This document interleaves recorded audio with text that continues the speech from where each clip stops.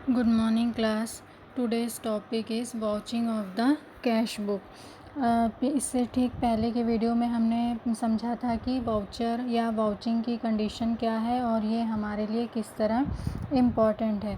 Without vouching process हम अपने किसी भी अकाउंट्स को कंप्लीट नहीं मान सकते, या जब भी उसका ऑडिट होगा या टैक्स डिपार्टमेंट उस पर फोकस करेगी और पर्टिकुलर उससे रिलेटेड वाउचर नहीं होगा तो विदाउट वाउचर किसी भी एंट्री को सही नहीं माना जाएगा। आपकी एंट्री को तभी सही माना जाता है जब उससे रिलेटेड क्या हो, आपके पास प्रॉपर रिसीप्ट हो। तो उसी कंडीशन में अब हम समझेंगे कि किस तरह से अलग अलग जो बुक्स होती हैं अकाउंट से रिलेटेड, उसके लिए किस तरह के वाउचर्स की ज़रूरत होती है, जिससे कि प्रूफ होता है कि पर्टिकुलर जो भी ट्रांजैक्शन हुए हैं वो सही हुए हैं कि नहीं हुए। अब इसमें से सबसे मेन आपका होता है कैश बुक। कैश बुक क्यों इतना इम्पोर्टेंट होता है? क्योंकि सबसे ज़्यादा फ्रॉड और जो धोखाधड़ी हो सकती है या फिर गलतियां या मिस्टेक हो सकती हैं वो किस में हो सकती है, आपकी कैश बुक में ही होती है। तो इसलिए सबसे पहले हम जो भी कैश ट्रांजैक्शन होता है उससे रिलेटेड जो कंडीशन है उसको हम कैसे ज़्यादा से ज़्यादा कंट्रोल कर सकते हैं और कैसे उसको वाउचर से क्या कर सकते हैं, कंपेयर कर सकते हैं। तो सबसे पहले हम समझेंगे vouching of cash book. Vouching of cash book में मेन रहता है कि जो भी रिसीप्ट है उसके क्या रहेंगे, आपके प्रॉपर हर एक क्या हिसाब किताब रहेगा और उसके अकॉर्डिंग उसका क्या रहना चाहिए, प्रॉपर वाउचर रहना चाहिए। किसी भी तरह का झूठा पेमेंट नहीं होना चाहिए। मीन्स जिस तरह का पेमेंट नहीं हुआ है उसको आपको यहाँ पे दिखाना नहीं है। प्लस जो भी आप सामने वाले को पैसे दे रहे हैं या ले रहे हैं उससे रिलेटेड जो भी आपका ट्रांजैक्शन प्रोसेस है उसके अकॉर्डिंग आपके पास क्या होनी चाहिए, प्रॉपर रिसिप्ट होनी चाहिए, जिससे कि प्रॉपर आपका क्या हो, जो भी ट्रांजैक्शन हो रहा है चाहे वो डेली की कंडीशन में हो, मंथली कंडीशन में हो, वीकली कंडीशन में हो, हर एक का रिसिप्ट या प्रॉपर बिल आपके हाथ में होना चाहिए। जो आपका मेन है इसमें, अब कैश बुक में भी दो कंडीशन होती है। पहली कंडीशन क्या होती है, एक कंडीशन होती है लेने की और दूसरी कंडीशन क्या होती है, देने की। तो पहली कंडीशन क्या होता है, यानी इन दोनों में ही क्या होता है, फ्रॉड होने के चांसेस ज़्यादा से ज़्यादा रहते हैं या गलतियां होने के चांसेस बहुत ज़्यादा होते हैं। तो इस कंडीशन में हमको ध्यान रखना पड़ता है कि जो भी रिसीप्ट है चाहे वो पेमेंट से रिलेटेड हो या रिसीप्ट से रिलेटेड हो वो क्लियर होना चाहिए। प्लस प्रॉपर जो भी रिसीप्ट है वो कैसे होने चाहिए, प्रॉपर फॉर्मेट होने चाहिए और उसी फॉर्मेट में सारी एंट्री होनी चाहिए। और जितनी भी रिसिप्ट बुक आप अपने लोगों को देते हैं तो उसको ध्यान में रखना है कि आपने किन किन को रिसिप्ट बुक दी है, नंबर ऑफ़ रिसिप्ट बुक आपको याद रखनी है। और जो रिसिप्ट बुक यूज़ नहीं हो रही है उसको आपको ऐसे रखना है कि कोई भी बिना विदाउट परमिशन उस रिसिप्ट बुक का यूज़ ना कर सके। तो इस तरह का अगर स्ट्रिक्ट कंडीशन आप फॉलो करेंगे तभी आप क्या कर सकते हैं, प्रॉपर जो गलत चीज़ें हो रही हैं उनको आप कंट्रोल कर पाएंगे। सेकंड थिंग कि ये जो भी आप रिसिप्ट, जो भी पर्सन या जो भी एम्प्लॉय कैश को लेने या पेमेंट का काम कर रहा है आप उसी को क्या करेंगे, अकाउंट्स में एंट्री का काम भी कभी भी नहीं देंगे। जैसे कि इंटरनल चेक प्रोसेस से हम आसानी से समझ सकते हैं कि हमें कभी भी जो वर्क है किसी एक के हाथ में कम्प्लीटली नहीं देना है। टोटल वर्क को इस तरह से बांटना है कि सर्कुलेशन में इतने बार उसकी एंट्री हो कि कहीं पे भी कोई गलती हो तो एक पर्सन गलती करता है तो उसको दूसरा पर्सन आसानी से क्या कर सके, पकड़ सके। तो इन सारी चीज़ों को ध्यान में रखना। तो इस तरह से सबसे पहले हम समझेंगे vouching of receipt side of cash book. Means जो आपका कैश क्या करते हैं, रिसीप्ट करते हैं, उस तरफ की जब एंट्री को ऑडिटर चेक करता है तो उसे किस तरह से के वाउचर्स की ज़रूरत पड़ती है। इसमें सबसे पहला है आपका vouching of cash cell. Vouching of cash cell में क्या कंडीशन होता है, आप किस तरह के बिल को कलेक्ट कर सकते हैं। इसमें जो मेन आपका बिल होता है वो क्या होता है, कैश मेमो होता है। कैश मेमो में सारी कंडीशन होती है, सेल से रिलेटेड सारी कंडीशन, समरी, हर एक चीज़ का उसमें क्या रहता है, डिटेल रहता है। प्लस जो आप कंपेयर उसका किससे कर सकते हैं, जो आपकी कच्ची रोकड़ बही है उससे आप क्या कर सकते हैं, जो पक्की रोकड़ बही है मींस जो मेन कैश बुक है उससे आप क्या कर सकते हैं, कंपेयर कर सकते हैं कि दोनों में किसी तरह का कोई डिफरेंस तो नहीं है। वैसे ही जो उसकी कार्बन कॉपी होती है किसकी, बिल की, उससे भी आप आसानी से एनालिसिस कर सकते हैं कि जो कंडीशन है वो कितनी सपोर्टिव है। प्लस और भी अलग अलग तरीके हैं, जैसे कि जो डेप्टर्स की कंडीशन है या क्रेडिटर्स की कंडीशन है उसके थ्रू भी आप आसानी से एनालिसिस कर सकते हैं कि पर्टिकुलर कितना अमाउंट हो सकता है। और अलग अलग अकाउंट के थ्रू या जो बैंक ट्रांजैक्शन होते हैं या जो सेलर्स के समरीज़ होती हैं और कैश बुक होते हैं, इन सारी कंडीशंस के थ्रू आप क्या कर सकते हैं, आसानी से पता कर सकते हैं कि जो सेल्स का कंडीशन एक्चुअल में बुक में प्रेजेंट किया जा रहा है वो सही है या नहीं। ये सबसे पहला हो गया vouching of cash cell. Second होता है vouching of receipt from debtors. Debtors से जो पेमेंट हो रहा है, ठीक है, रिसिप्ट आपको मिल रहा है, उसकी कंडीशन को आप कैसे पता करेंगे। उसके लिए जो मेन होता है वो होता है कि आपको कंफर्म करना कि कितने डेप्टर्स हैं और किन से अमाउंट मिल गया है, अमाउंट विथ इंटरेस्ट भी मिलेगा, प्लस कितने बैड डेप्टर्स हैं, फिर किस तरह की छूट दी गई है। ये सारी चीज़ों का टोटल क्या करना, एनालिसिस करना। और इसमें भी मेन जो आपका वाउचर है वो क्या होता है, जो आपस में रिसिप्ट रहता है या आपस में जो समझौता होता है या फिर आपस में जो लेटर्स का ट्रांजैक्शन होता है, ये सारे आपके क्या करते हैं, एज अ वाउचर आपके पास एज अ प्रूफ काम करते हैं कि हाँ एक्चुअल में हमारे बीच में ये ट्रांजैक्शन हुआ, उसमें इतना अमाउंट है, सारी चीज़ें उसमें क्लियर रहनी चाहिए। फिर नेक्स्ट है आपका जो रिसिप्ट ऑफ किसका, रिसीवेबल बुक का। रिसीवेबल बुक मीन्स जिसमें पेमेंट किसके थ्रू होता है, बिल के थ्रू होता है। अब ये बिल जनरली जो कंडीशन है वो किसके थ्रू होगी, इसमें सारे जो ट्रांजैक्शन होंगे उसमें बीच में कौन आएगा, बैंक आएगा। तो आपके पास एज अ प्रूफ बिल के पेपर्स रहते हैं, ठीक है, बिल डिस्काउंट बुक रहती है, प्लस उसमें डिस्काउंट की कंडीशन क्या है वो भी आपकी क्लियर रहती है। प्लस ये क्लियर हो जाता है कि पर्टिकुलर जिस डेट में उसका पेमेंट का कंडीशन था उस डेट में उसका पेमेंट हुआ है या नहीं हुआ है। पर्टिकुलर पासबुक से आप उसका क्या कर सकते हैं, प्रॉपर कंपेयर कर सकते हैं कि जो कंडीशन सामने वाला अपनी बुक में दिखा रहा है एक्चुअल में वही चीज़ पासबुक की फ़ोटोकॉपी में भी है या नहीं है। प्लस जो छूट या जो रिबेट दिखा रहे हैं वो भी सही है कि नहीं है। ये सारी चीज़ों का भी प्रॉपर आप क्या कर सकते हैं, एनालिसिस कर सकते हैं।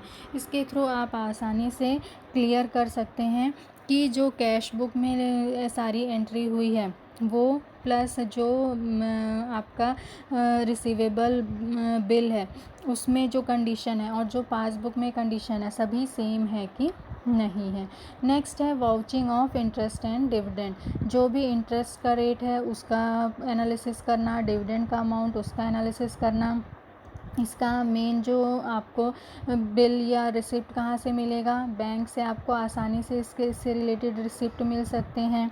फिर उसके बाद जो एडवांस में आप देते हैं इंटरेस्ट, उसमें आपको क्या मिलता है, एडवांस में जो भी अमाउंट देते हैं उसमें इंटरेस्ट मिलता है।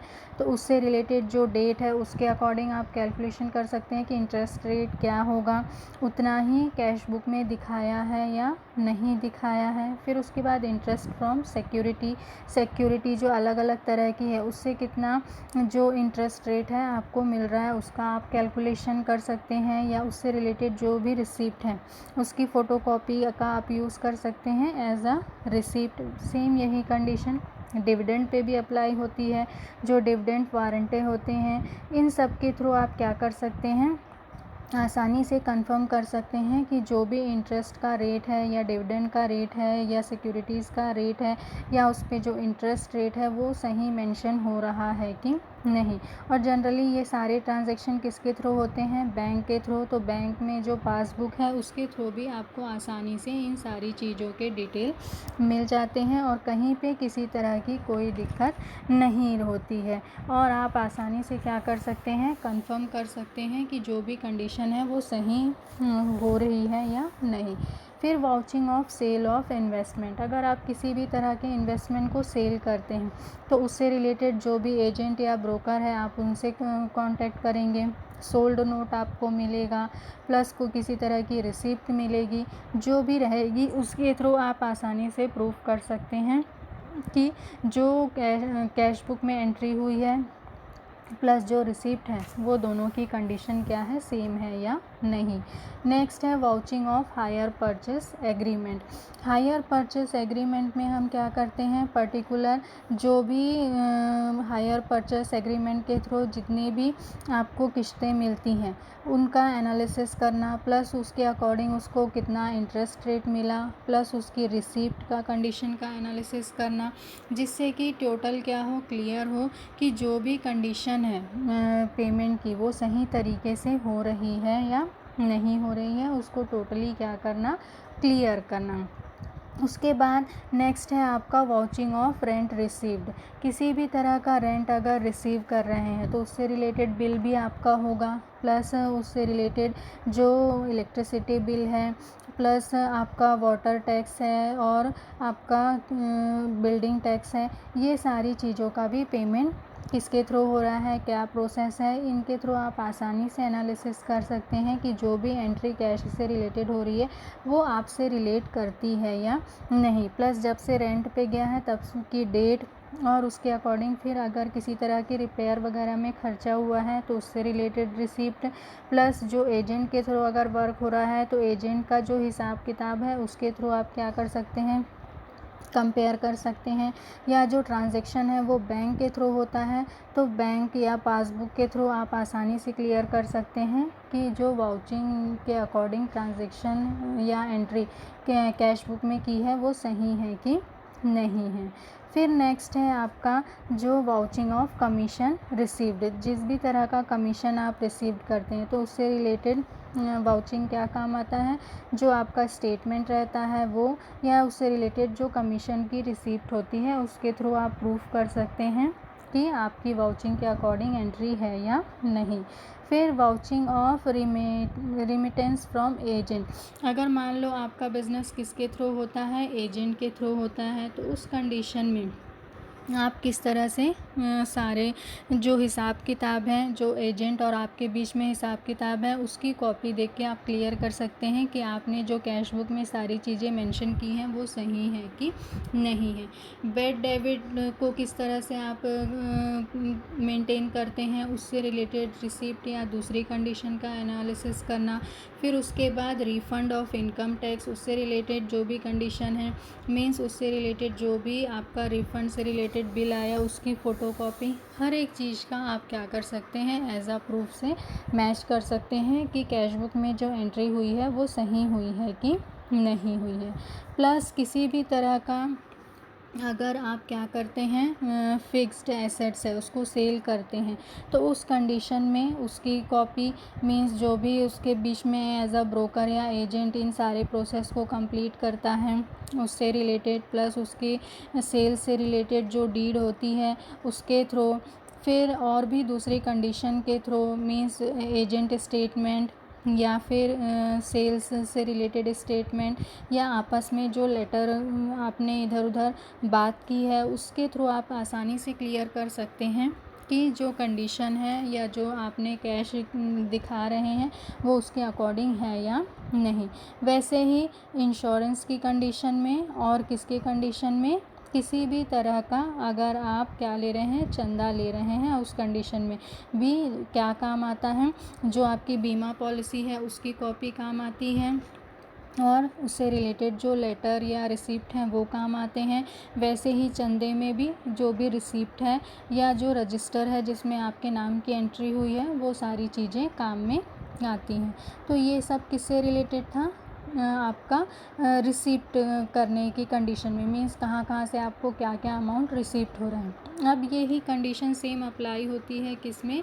आपका पेमेंट की कंडीशन में, कि जब आप पेमेंट दिखा रहे हैं वो सही है या नहीं, मीन्स आपस में जो भी आप ट्रांज़ैक्शन कर रहे हैं वो सही तरीके से जो सही अमाउंट आप ट्रांसफ़र हो रहा है कि नहीं। मीन्स अगर आप 10,000 का अमाउंट दिखा रहे हैं तो उतना ही ट्रांसफ़र सामने वाले के अकाउंट में या सामने वाले को हुआ है या नहीं, या फिर किसी तरह का डिस्काउंट हुआ है, जो भी कंडीशन है उसको सही सही प्रेजेंट किया गया है कि नहीं किया गया है। ये सारी चीज़ों का एनालिसिस हम किस में करते हैं? चेक करके, किसको? कैश बुक के पेमेंट साइड को।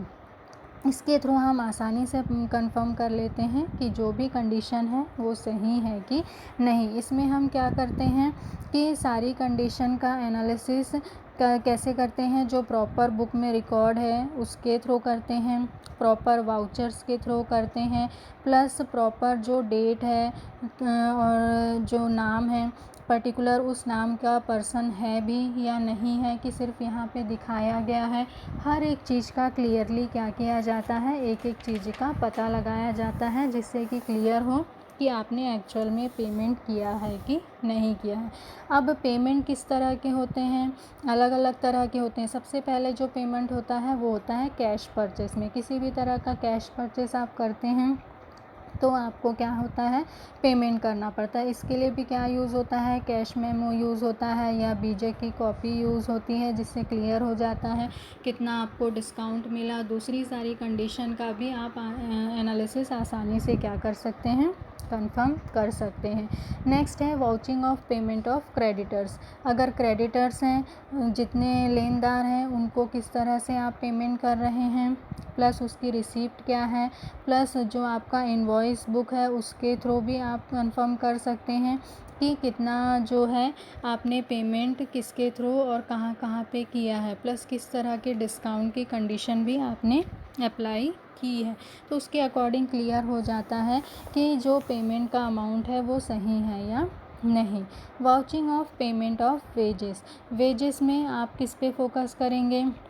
जो वेजेस शीट है उसको ध्यान देंगे, वेजेस बुक पे फोकस करेंगे, प्लस जो वेजेस जितने वर्कर हैं उनके लिए रेंट की कंडीशन क्या है, किसी तरह का बीमा है, फ़ंड है, उनकी एंट्री आप किस कंडीशन में करते हैं, प्लस जितना पेमेंट आप दिखा रहे हैं क्या एक्चुअल में उतना पेमेंट आप वर्कर को करते हैं या नहीं करते हैं। वर्कर के जॉब कार्ड का पूरा एनालिसिस करना, प्लस उनके अकॉर्डिंग उनकी सैलरी का कंफर्मेशन करना, प्लस ये क्लियर करना कि जो भी उनको पेमेंट हो रहा है अकॉर्डिंग टू जो कंडीशन है उसके अकॉर्डिंग पूरा जो पेमेंट है वो हो गया है या नहीं।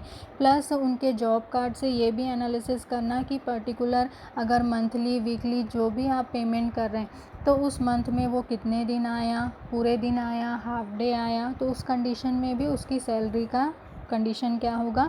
चेंज होगा। प्लस ये देखना कि जो पेमेंट हुआ है वहाँ पे सारे वर्कर्स के साइन हैं या नहीं, प्लस जो डिस्ट्रीब्यूट कर रहा है उस क्लर्क के भी सारे साइन सही तरीके से हैं या नहीं। इन सारी कंडीशन का एनालिसिस करके हम आसानी से क्या कर सकते हैं? कंफर्म कर सकते हैं कि वेजेस में जो पेमेंट दिखा रहे हैं एक्चुअल में वो पेमेंट हुआ है या नहीं हुआ है। नेक्स्ट है vouching of purchase of land and building. किसी भी तरह के लैंड और बिल्डिंग को अगर आप परचेस करते हैं, ठीक है, तो उस कंडीशन में आप क्या करेंगे? प्रॉपर क्लियर करेंगे कि आपने सेल किया हुआ है, ठीक है, पर्टिकुलर आपने किस तरह का बिल्डिंग ख़रीदा है या लैंड ख़रीदा है, सेल डीड से क्लियर होगा। लीज़ पे ख़रीदा है तो लीज़ के फिर अगर ऑक्शन के थ्रू हुआ है तो उसको आप क्लियर करेंगे। मीन्स हर किसी की क्या रहेगी? अलग तरह की रसीद रहेगी, हर तरह का प्रूफ रहेगा और उसके थ्रू आप आसानी से क्या कर सकते हैं? क्लियर कर सकते हैं कि पर्टिकुलर इस तरह का आपने क्या किया है? परचेस किया है लैंड या बिल्डिंग या मशीनरी, किसी भी तरह की चीज़ को। नेक्स्ट है आपका सैलरी। सैलरी में आप क्या करते हैं? किसको चेक करते हैं, जो सैलरी बुक है उसको चेक करते हैं। प्लस इसमें आप ध्यान देते हैं कि एनुअल इंक्रीमेंट क्या है, प्लस जो ग्रेजुएटी है उसकी कंडीशन क्या है, पीएफ की कंडीशन क्या है, प्लस जो आपका अनक्लेम्ड सैलरी है उसकी कंडीशन क्या है, और जो सैलरी अभी पे नहीं की गई है, रोका गया है, उसकी क्या कंडीशन है, प्लस जितना पेमेंट दिखाया गया एक्चुअल में उतना पेमेंट हुआ है या नहीं हुआ है। हर एक चीज़ से रिलेटेड प्रॉपर फॉर्मेट को क्या किया जाता है, चेक किया जाता है। जितने एम्प्लॉय दिखाए जा रहे हैं उतने एम्प्लॉय हैं कि नहीं है, उतने आपके अपॉइंटमेंट लेटर हैं या नहीं है। हर एक चीज़ के थ्रू आप आसानी से एनालिसिस कर सकते हैं कि सैलरी का जितना पेमेंट दिखाया जा रहा है एक्चुअल में उतना पेमेंट है या नहीं है। नेक्स्ट है vouching of remuneration to auditor.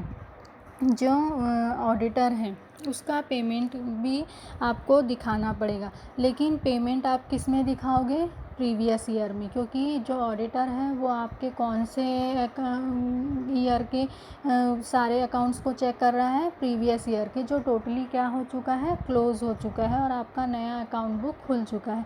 तो उसकी एंट्री आप नए अकाउंट बुक में नहीं करेंगे, उसकी एंट्री आप किस में करेंगे, पुराना जिसे आप क्लोज़ कर दिए हैं उसी में ही मेंशन करेंगे कि ऑडिटर का इतना पेमेंट अभी क्या है, दिया नहीं गया है, बाद में दिया जाएगा, लेकिन आप उसको दिखाएंगे किस में, प्रीवियस जो रिकॉर्ड है उसमें ही दिखाएंगे।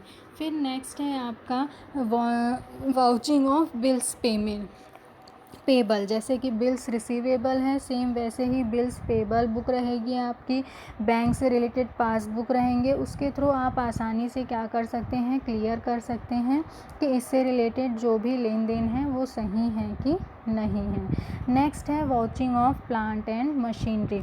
प्लांट एंड मशीनरी से रिलेटेड मीन्स जो इन्वॉइस है, रिसिप्ट है, उसके थ्रू आप क्लियर कर सकते हैं कि क्या किस तरह आपने उसे परचेस किया। प्लस अगर उसमें डेप्रिसिएशन की कंडीशन अप्लाई होती है तो किस तरह से कंडीशन अप्लाई होती है, या अगर आपने उसे रेंट पे लिया है तो उससे रिलेटेड जो कॉन्ट्रैक्ट है उसको दिखा के आप क्लियर कर सकते हैं कि पर्टिकुलर ये मशीन आप किस तरह से यूज़ करते हैं। इस तरह अलग अलग तरीके से आप टोटली क्लियर कर सकते हैं कि जो कंडीशन है उसके अकॉर्डिंग सारी चीज़ें सही तरीके से और उसका प्रॉपर बिल आपके पास क्लियर है या नहीं है। नेक्स्ट है वाउचिंग ऑफ परचेस इन्वेस्टमेंट। अगर किसी भी तरह का इन्वेस्टमेंट आप परचेस करते हैं तो उसके लिए आपके पास क्या होगा, ब्रोकर्स बॉट नोट होगा, मीन्स उसमें आप इसे कह सकते हैं परचेस नोट भी। इसके थ्रू आप क्लियर कर सकते हैं कि किस ब्रोकर के थ्रू आपने इन्वेस्टमेंट परचेस किया है। या फिर एक और ऑप्शन हो सकता है बैंक रिसिप्ट, या फिर जो अलॉटमेंट लेटर होता है, या फिर शेयर से रिलेटेड जो लेटर होता है। इसके थ्रू आप आसानी से कंफर्म कर सकते हैं कि आपने इन्वेस्टमेंट परचेस किया, किस रेट पे किया, किस डेट पे किया और उसके अकॉर्डिंग डिविडेंड की कंडीशन क्या है। हर एक चीज़ यहाँ पे आप क्या कर सकते हैं, क्लियर कर सकते हैं। नेक्स्ट है vouching of payment and copyright.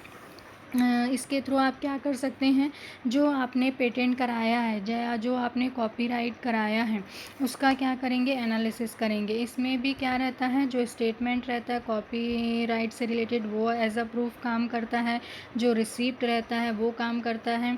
और अगर इसका जो कंडीशन है या जो पूरा वर्क है वो किसके थ्रू किया गया है, एजेंट के थ्रू किया गया है, तो आपके और एजेंट के बीच में जितना भी डिस्ट्रीब्यूशन हुआ है किसी भी तरह के हिसाब किताब का, उसके थ्रू आप क्या कर सकते हैं, क्लियर कर सकते हैं कि जो भी उसके वाउचिंग है वो सही तरीके से हुई है या नहीं हुई है। नेक्स्ट है आपका vouching of payment under hire purchase agreement. किसी भी तरह का अगर रेंट से रिलेटेड पेमेंट है, मींस हायर परचेस एग्रीमेंट है, तो उस कंडीशन में पर्टिकुलर जो एक्सपेंस है वो किस में आएगा, कैपिटल में आएगा कि रेवेन्यू में आएगा, उसको क्लियर करना, उसके अकॉर्डिंग उसकी रिसिप्ट को क्लियर करना। बैंक के थ्रू अगर सारी कंडीशन अप्लाई होती है तो बैंक रिसिप्ट देखना, या किसी भी तरह का कॉन्ट्रैक्ट है तो उस कॉन्ट्रैक्ट के थ्रू क्लियर करना कि आपके बीच में किस तरह का कंडीशन अप्लाई होता है और उसके अकॉर्डिंग जो पेमेंट हो रहा है वो सही है या नहीं हुआ है। ठीक है। फिर उसके बाद नेक्स्ट है आपका जो ट्रैवलिंग अलाउंस होता है वो। ट्रैवलिंग अलाउंस मीन्स किसी भी तरह का ट्रैवल करते हैं तो उससे रिलेटेड खर्चा मान लो ट्रेन के थ्रू करते हैं या किसी और व्हीकल के थ्रू करते हैं तो उसमें, प्लस उससे रिलेटेड टैक्स की कंडीशन का भी एनालिसिस करते हैं, खाने पीने हर तरह की चीज़ों के बिल, पेट्रोल का बिल, ये सारी चीज़ों के रिसिप्ट या बिल के थ्रू हम एनालिसिस कर सकते हैं कि ट्रैवल एक्सपेंस में क्या क्या कंडीशन थी और क्या क्या खर्चे हुए और उसके अकॉर्डिंग सही एंट्री हुई है कि नहीं। मीन्स आप अगर कहीं पे भी कोई भी एंट्री कर रहे हैं तो उससे रिलेटेड आपके पास बिल क्या होने चाहिए, क्लियर होनी चाहिए। फिर नेक्स्ट है आपका किसी भी तरह का क्या कहना चाहिए, अगर इंटरेस्ट है, मीन्स मान लीजिए लोन है और उस पर जो इंटरेस्ट मिल रहा है तो उस कंडीशन में उससे रिलेटेड जो रिसिप्ट है, जैसे कि जो आपका लोन है उससे रिलेटेड पेपर, उससे रिलेटेड रिसिप्ट, प्लस पासबुक में जो एंट्री हुई है उसकी फ़ोटोकॉपी, इसके थ्रू आप आसानी से इसका प्रूफ कर सकते हैं। वाउचिंग ऑफ डिविडेंड, इसमें भी क्या काम आता है, जो आपकी बैंक रिसिप्ट है उसके थ्रू या पासबुक के थ्रू आप आसानी से क्लियर कर सकते हैं कि जो भी कंडीशन है वो सही है या नहीं। Vouching of directors fees, vouching of director fees में को हम किसके थ्रू क्लियर कर सकते हैं, जो वर्क बुक है उसके थ्रू, प्लस जो अटेंडेंस रजिस्टर है उसके थ्रू, प्लस जो शेयर होल्डर्स के थ्रू अलग अलग कंडीशन आता है या मेमोरेंडम ऑफ एसोसिएशन और दूसरी कंडीशन रहती है उसके थ्रू हम क्लियर कर सकते हैं कि डायरेक्टर फीस की कंडीशन क्या है। Vouching of payment of tax, tax की कंडीशन क्या है, कितना आपने पेमेंट किया और सेल्स से रिलेटेड टैक्स कितना है, प्लस नॉर्मल एनुअल की कंडीशन क्या है। ये भी ट्रांजैक्शन सारे किसके थ्रू होते हैं, बैंक के थ्रू होते हैं, तो उसके थ्रू आप आसानी से कंफर्म कर सकते हैं। जो इनकम टैक्स रिटर्न फाइल होती है उससे रिलेटेड जो फॉर्म होते हैं उसके थ्रू भी आप आसानी से एनालिसिस कर सकते हैं। सेल टैक्स स्टेटमेंट के थ्रू भी आप आसानी से कंफर्म कर सकते हैं कि जो भी पेमेंट हो रहा है वो किस मोड पे हो रहा है और किस तरीके से हो रहा है। फिर होता है वाउचिंग ऑफ कमीशन, किसी भी तरह का कमीशन है तो उस कंडीशन में आप कमीशन किस तरह से पे कर रहे हैं, बैंक के थ्रू कर रहे हैं, कितना इंटरेस्ट रेट है, प्लस आपस में जो लेटर आपके बीच में बातचीत हुई है उसके थ्रू, रिसिप्ट का जो ट्रांजैक्शन हुआ है उसके थ्रू आप क्लियर कर सकते हैं कि जो भी कंडीशन है वो सही है या नहीं है। फिर उसके बाद आपका होता है bank charge, bank charge means किसी भी तरह के बैंक चार्जेस या किसी भी तरह की कंडीशन जो बैंक के थ्रू होते हैं तो इसका भी आप एनालिसिस आसानी से कर सकते हैं थ्रू बैंक स्टेटमेंट, पासबुक, इसके थ्रू आप आसानी से क्लियर कर सकते हैं कि जो भी कंडीशन है वो सही तरीके से अप्लाई हो रही है या नहीं हो रही है। फिर आपका है vouching of insurance, insurance means हम अपनी कंपनी का इंश्योरेंस करते ही हैं तो उससे रिलेटेड जो पेमेंट है उसकी हर एक रिसिप्ट को चेक करना जिसके थ्रू क्लियर हो कि कितने आपके पॉलिसीज़ हैं और उनका पेमेंट किस किस अमाउंट में करते हैं। Vouching of petty cash, petty cash का भी जो कंडीशन है उसको कंटिन्यूशन में एनालिसिस करना, क्योंकि छोटे छोटे एक्सपेंस इस तरह के होते हैं जो कंटिन्यूशन में क्या होते हैं, खर्चे बने रहते हैं और उस कंडीशन में क्या होता है कि अगर एक भी अमाउंट को हम छोड़ देते हैं तो फिर उसे बाद में ढूंढना बहुत ज़्यादा मुश्किल होता है। तो टोटल जो पैटी कैश बुक है उसको सही तरीके से क्लियरली हर एक वाउचर से कंपेयर करना जिससे कि क्लियर हो कि कहीं पे किसी तरह का वाउचर छूटा तो नहीं है। वाउचिंग ऑफ पोस्टेज, किसी भी तरह का पोस्टल से रिलेटेड कंडीशन रहता है तो उससे रिलेटेड जो भी वाउचिंग है उसको क्या करना, क्लियर करना। Vouching of repair to assets, किसी भी तरह का अगर एसेट्स है और आप उसका क्या कर रहे हैं, रिपेयरमेंट कर रहे हैं तो उस कंडीशन में उससे रिलेटेड रिसिप्ट प्लस इंजीनियर से क्या करना, उससे रिलेटेड जो भी एक्सपेंस हुए हैं उसका सर्टिफिकेट लेना और वो किस तरह के एक्सपेंस में आएगा, मीन्स कैपिटल एक्सपेंस में आएगा कि रेवेन्यू एक्सपेंस में आएगा, इन सारी चीज़ों को क्या करना, क्लियर करना। Plus right carriage and custom duty. Custom duty क्या है, रेलवे से जो रिसिप्ट मिली है, रजिस्टर मिली है, या फिर money receipt against railway receipt, terms of sales of purchase, फिर लॉरी रिसिप्ट, अगर लॉरी में सारा सामान एक जगह से दूसरे जगह भेजा गया है, बिल ऑफ लैंडिंग, और अगर शिप के थ्रू भेजा गया है तो उसके सारे कंडीशन, शिपिंग इनवॉइस एडवाइस, और इंश्योरेंस पॉलिसी अगर उससे रिलेटेड है, कवर नोट, हर एक चीज़ आपके पास में उसकी कॉपी होनी चाहिए, जिससे कि आप क्लियर कर सकें कि जो भी गुड्स वगैरह का ट्रांजैक्शन हुआ वो किस तरह से हुआ, उसके लिए ट्रांसपोर्टेशन का कौन सा सिस्टम अप्लाई किया गया, और उसके क्या क्या बिल या चार्जेस थे, उससे रिलेटेड जो रिसीप्ट है, सारी कंडीशन का प्रॉपर क्या करना, कॉपी रखना। इससे क्लियर होता है कि आपने जो एक्सपेंस किए हैं वो एक्चुअल में हुए हैं या नहीं हुए हैं, और सारी चीज़ें क्या रहती हैं, क्लियर रहती हैं। नेक्स्ट है research and development expense. Research and development expense में क्लियर करना कि आप रिसर्च या डेवलपमेंट में कितना पैसा खर्चा कर रहे हैं, और उसके अकॉर्डिंग जो एक्सपेंसेस हैं वो किस चीज़ में हुए, उसका क्या रिज़ल्ट मिला, और हर एक से रिलेटेड क्या रखना, जो रिसिप्ट है वो क्लियर रखना, जिससे कि क्लियर हो कि आपने इसमें किस तरह का खर्चा किया और उसका क्या क्या अमाउंट या क्या क्या बेनिफिट आपको मिला, और जिसके थ्रू आप क्या कर सकें, जो भी कंडीशन है उसको टोटली क्या कर सकें, क्लियर कर सकें कि हाँ, जो भी कंडीशन है वो सही है और बिज़नेस से रिलेटेड है और उससे रिलेटेड ही बिल है, कहीं पे भी किसी तरह की कोई गलत चीज़ इसमें अप्लाई नहीं हुई है। फिर उसके बाद प्रमोटर्स एक्सपेंसेस भी इम्पॉर्टेंट है, क्योंकि ये भी किससे रिलेटेड होते हैं, बिज़नेस से रिलेटेड होते हैं, ये पर्टिकुलर प्रोडक्ट को प्रमोट करते हैं, इनका भी एक्सपेंस आपको प्रॉपर वे पे प्रेजेंट करना ज़रूरी होता है, क्लियर करना होता है कि प्रमोटर्स के थ्रू किस तरह से ये सारे खर्चे किए गए, प्लस इंटरटेनमेंट से रिलेटेड जो खर्चे हैं उसको भी आपको क्लियर बताना होगा कि आपने ये सारे खर्चे किस तरह से किए, कहाँ कहाँ पे हुए, और हर एक से रिलेटेड रिसिप्ट या बैंक रिसिप्ट, हर एक चीज़ क्या होनी चाहिए, टोटली क्लियर होनी चाहिए। तो ये क्या है आपका वाउचिंग किससे रिलेटेड, सिर्फ अभी ये सारे वाउचिंग किससे रिलेटेड है, कैश बुक से रिलेटेड है। इसके अलावा भी अलग अलग वाउचिंग होते हैं जो हम नेक्स्ट वीडियो में कंटिन्यू करेंगे। Thank you.